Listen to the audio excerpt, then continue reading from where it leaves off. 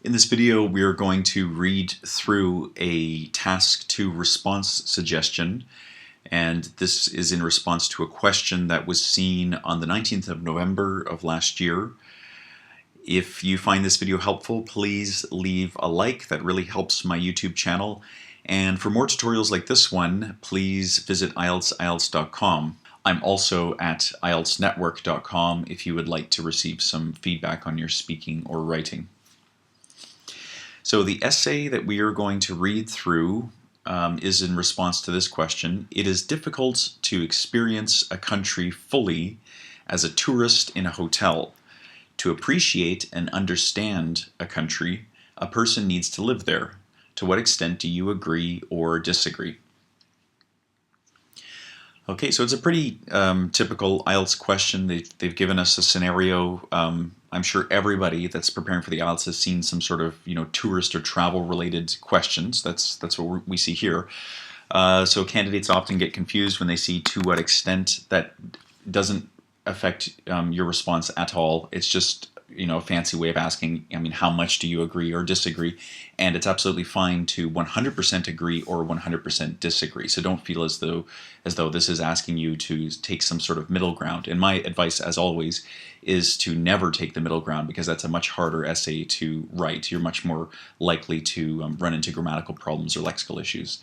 Okay, so the essay that we're going to see, it agrees entirely with this stance, and in each and every sentence in the essay there is one error. That error could be grammatical or it could be lexical. Okay, and your task is to identify what the problem is. And I'll pause as we read through the essay to give you a couple of seconds to try to figure out what the problem is. If you can get all 15 of these questions correct, please post to the comments below. And let's get started. So here's the introduction paragraph. Okay, so sentence number 1 reads, "People are travel more today than ever before." So what is the error in that sentence? And of course, this should be traveling. Or I suppose you could say people traveled more today than ever before by removing "are," but that's what the error was. However, short-term visitors simply do not have the time needed to fully understand a country.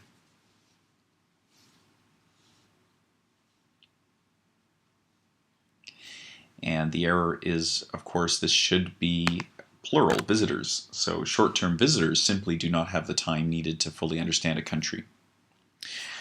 I agree that to truly experience and appreciate a country, a person needs to live there for a period longer than that of the typical tourist.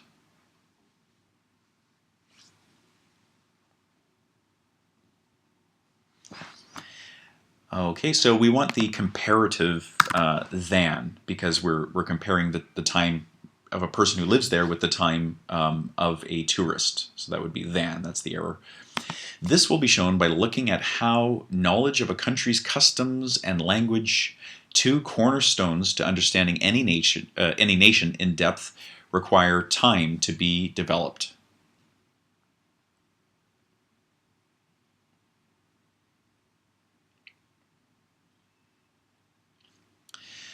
Okay, and so this verb require is with reference to knowledge, which is singular, so this should be requires.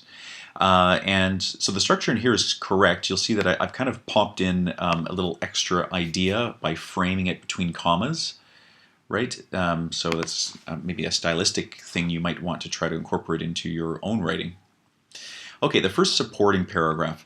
For one, to understand a country's values and beliefs, a person must be exposed to its customs, a process that demands time.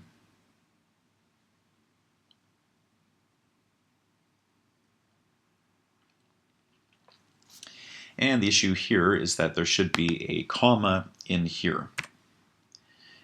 Okay, just because our extra little bit here, a process that demands time, is referring to the idea of a person being exposed to customs. So the sentence flows much better when we have a comma. For example, while living in the UAE, I had the privilege to attend a local wedding, a traditional camel race, and a birthday with my Emirati friend.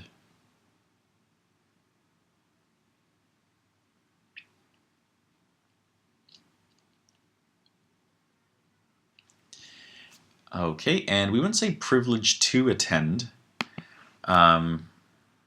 If it was worded something like it was a privilege to attend, that would make sense. But here it would be I had the privilege of attending.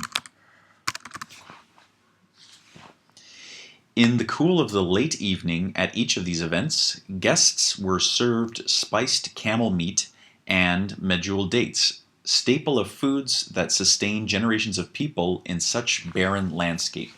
And I'll just point out that the error is not medjool. It's just my text dictionary doesn't have this word, but this is correct. So what's the error in that sentence?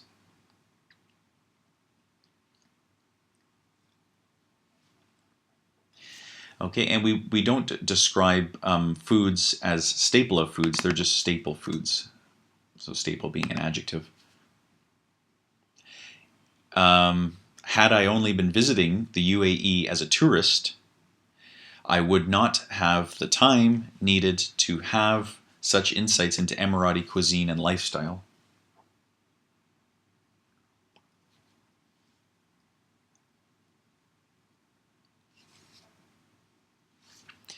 And this is with reference to the past, so it should be I would not have had the time needed to have such insights into Emirati cuisine and lifestyle.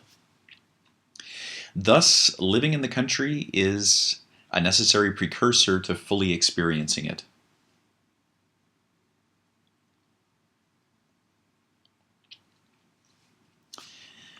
And this is better worded as a country because we're not referring to any specific country in particular. And also the phrasing the country, living in the country, this is kind of colloquially the way that you would talk about living outside of the city, perhaps living on a farm in the countryside.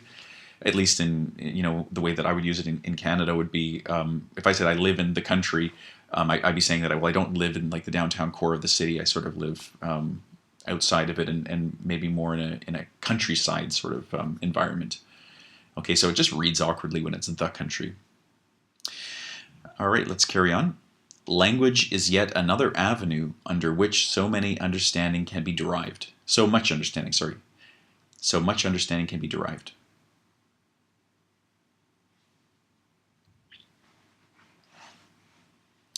And this should be language is yet another avenue through. That's the phrase. We wouldn't say avenue under which. Avenue kind of like a road, and then we're talking about it's sort of a way that understanding can reach us. So through would be the correct preposition there.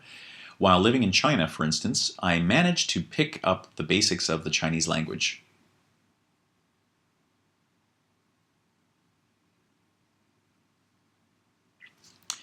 And this is in the past, so I managed.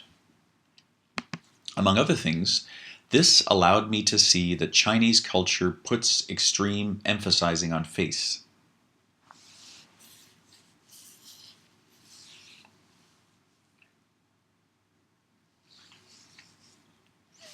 And this is a common error that candidates have.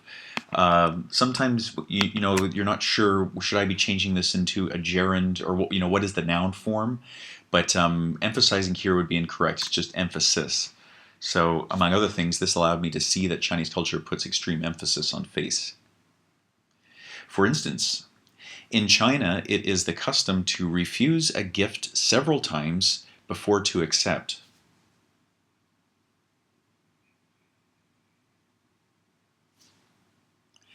And this would be before accepting.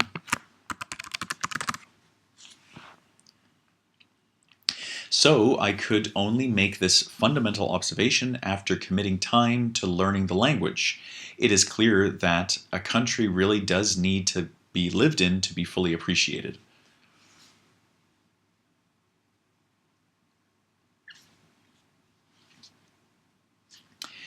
And I know some people are going to think that the problem is this comma in here, but stylistically, you don't want to start your sentences with so.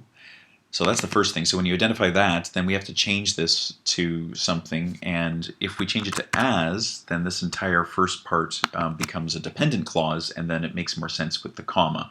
So as I could only make this fundamental observation after committing time to learning the language, it is clear that a country really does need to be lived in to be fully appreciated.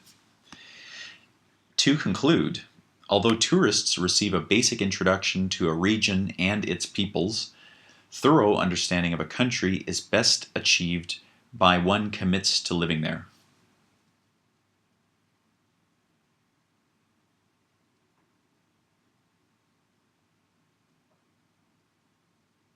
And the answer here is when one commits to living there. And I'm sure that some people thought that peoples was the error, because why would you stick an S on the end of a noun that's already plural, people? But this is actually a correct way to talk about several groups or groupings of people. So, within one country, the people might not all be the same people. There might be, people with different customs, different backgrounds, maybe from different races. So we would refer to these collectively as peoples. Okay, so let's go back up to the top so you can kind of have one more read through the essay and see the way the sentences sort of work together. So people are traveling more today than ever before. However, short-term visitors simply do not have the time needed to fully understand a country. I agree that to truly experience and appreciate a country, a person needs to live there for a period longer than that of the typical tourist. This will be shown by looking at how knowledge of a country's customs and language, two cornerstones to understanding any nation in depth, requires time to be developed. For one, to understand a country's values and beliefs, a person must be exposed to its customs, a process that demands time. For example, while living in the UAE, I had the privilege of attending a local wedding, a traditional camel race, and a birthday with my Emirati friend. In the cool of the late evening at each of these events, guests were served spiced camel meat and medjool dates, staple foods that sustain generations of people in such barren landscape. However, had I only been visiting the UAE as a tourist, I would not have had the time needed to have such insights into Emirati cuisine and lifestyle. Thus, living in a country is a necessary precursor to fully experiencing it. Language is yet another avenue through which so much understanding can be derived. While living in China, for instance, I managed to pick up the basics of the Chinese language. Among other things, this allowed me to see that Chinese culture puts extreme emphasis on face. For instance, in China, it is the custom to refuse a gift several times before accepting. As I could only make this fundamental observation after committing time to learning the language, it is clear that a country really does need to be lived in to be fully appreciated. To conclude, although tourists receive a basic introduction to a region and its peoples, thorough understanding of a country is best achieved when one commits to living there.